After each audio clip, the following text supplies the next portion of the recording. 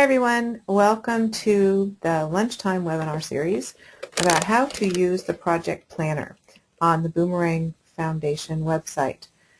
And we are going to walk you through the project plan very quickly today, and hopefully a lot of you will go use the plan and give us feedback as beta testers on how it works and what we can do to improve it. So the intention of this plan is to have a very well thought out community service experience. So you want to go from start to finish thinking about what you want to do, whom you want to serve, and how you want to make an impact. And so the project planner has all of the plans, the elements of an actual business plan. So when you're finished with this, you will have completed a complete professional business plan. So let's take a look at it. You know, there are two parts to the website, the volunteer match section where you can find volunteer opportunities. It's one thing you want to do before you start to use the project planner. And there's the toolbox, which houses a lot of the tools and the resources that you need to build a better world. So today we're going to talk about the project planning tool. So here we go.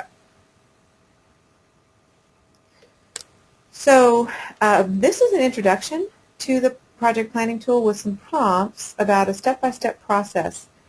This is especially good for teachers and club leaders, student leaders, to think about what are the steps to deciding where you're really going to make a difference with your community service. What are the issues that you want to address? How are you going to address them? Who are you going to need to help you make a difference? How are you going to measure your impact? How do you know if you're doing a fundraising event whether you're going to make any money to give to the organization? So these are the steps that you want to look at and think about and go through in order to make your community service project really meaningful and to make a tangible difference. So here you go. These are the steps. You can look through these, get inspired, decide whether you're going to be in a group or by yourself.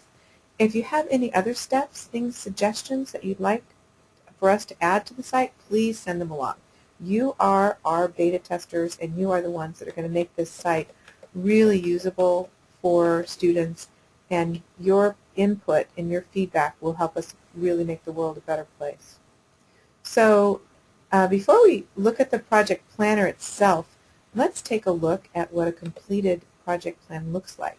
If you can imagine attaching this to an application to volunteer, or an application for college, or for a job. So here we go. So this is what, when you fill out the fields on the project planner, what it will end up looking like. Everything will be nicely centered. It will present it in a professional format. You have your introduction, your project description, marketing plan, that's how you're going to get the word out about your project, your elevator pitch, that's always a really good piece of your marketing plan, your short description of what you're doing. And this, the operational strategy, is the meat of your plan. This is where you set your tangible goals, assign people to complete those goals, and decide which tasks are necessary to reach that goal. So the project planner helps you really think through those things, and then we can teach you how to do a budget. What is it going to cost for you to pull off what you are planning? What are the resources and the funds that you need to get it started? And then what are you going to bring in? So we look at expenses, revenue, and we take the total revenue minus the expenses, and that is your profit, and that's your donation. That's what you're going to be able to give to the organization that you're supporting if you're choosing to do a fundraising project. And then the really important part of this is following up on what you learned as a group, what you learned as a person, what worked, what didn't work, and suggestions for other groups, and then you can share those and help other people do, maybe repeat your project, or do not, avoid some of the pitfalls you may have come across. All right, so let's take a look at the project planner. It's very similar to the resume builder. If you were with us for our resume building instructional video, then you'll know about that. You always have to create an account. So let's look at creating a new account. We're going to make this Leslie, and her email address is leslie@boomerangfoundation.org. In order to use the project planner, you have to create an account, but it's very, very simple. And to use the resume builder or the project planner, you need an account. So here you go. So you just put in your password. For those of you that are used to logging into sites, they'll be pretty simple. Leslie is a student. There you go. And for your account, you only need to use your first name. You don't have to use your last name. And so we'll create a new account. You can use your last name if you want to.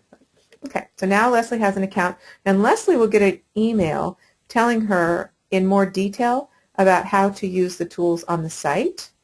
It'll be a repeat of the things that we've gone through on this webinar. So now let's go to, oops, sorry about that. I'm going to plan, oh, here we go. I'll get there. Plan an impressive project. That's your project planner. Here we go. Start to build your own project now. And once you have an account, you'll go straight to that. Okay, so you'll notice there are fields, and all of these fields are what we looked at in the completed project a minute ago. Your title, your contact information. Here's the introduction and the summary you saw. And what I want to show you is it says, hey, help me out here. That's a prompt. Those are suggestions we have for you to guide you on how to fill out each piece of this project plan.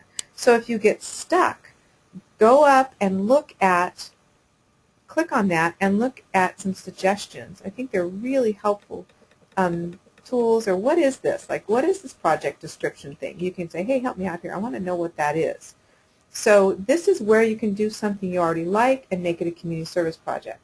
Do you like skateboarding? So these prompts will help you think about what should go in that field.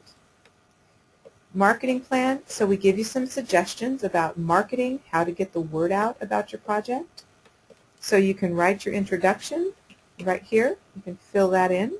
And then you can take some of these suggestions, posters, school bulletin, websites, and you can put those into these right here, this section right here, and those will create nice bullets on your plan. And you can always click add another item if you want to make this list longer. Okay. There's your elevator pitch, what you would say in 30 seconds to somebody you wanted to convince them to help you with your project. Okay, and then we talked about the operation strategy, your goals. This is where you fill all that out. And again, if you have a list of tasks and assignments, you click add another item, add another item. If you want to add another field where you're going to fill in as many lists of tasks that you believe it's going to take for you to reach that goal. And you want to assign that, that means put a person in charge of that. And here the people you want to have, those are your human resources. This is all a business plan. Human resources are the people you need to get your project done, to reach your goal. How much money is it going to take? This is your budget, which we talked about earlier. What supplies do you need? How much are you going to need to spend in order to make this happen? Those are your expenses. And then what are you going to raise as a result of spending that money? For example, if you're going to do a t-shirt, if you're going to do t-shirt sales, and you have to spend $100 to buy the t-shirts, but after you sell them, you'll raise $300. What you need to think about is what your profit is. So it's the expense, how much the t-shirts cost, and then how much you earned. And so you subtract that, and it comes out to a profit of $200. And then we're going to talk about service learning components of this. What did you learn And what did you work on that relates to the class or what you're studying at school? That's this field. And then we can give you some examples of how to fill that out. That'll just prompt your thoughts about what the best way to communicate that is. What new skills did you acquire? And we have a list here for you of suggestions. I learned about issues outside my own immediate friends and my neighborhood. I was part of a team that learned how to work together. I learned how to raise money in creative ways. You want to use those prompts as suggestions of what you want to put in there. And do you have any advice for people? There are things that maybe were difficult and didn't work. You want to put that in there and you can share that. Then you want to preview your plan. There's a preview here. And then you save it, and when you save it, it will end up looking so nice, like that nicely formatted plan that I showed you a little while ago. So I want to thank you for joining us today, and I hope you'll get back in touch with us. The email address to send your questions is boomerangfoundation@gmail.com, and you can also send us feedback right here. On every page you'll see this feedback, and you can send your message and make your suggestions, and we want to make this tool the best it can be for other schools. Thank you, beta testers. We really appreciate your feedback, your interest, and your service making this website the best it can be for lots and lots of students. Okay, see you soon.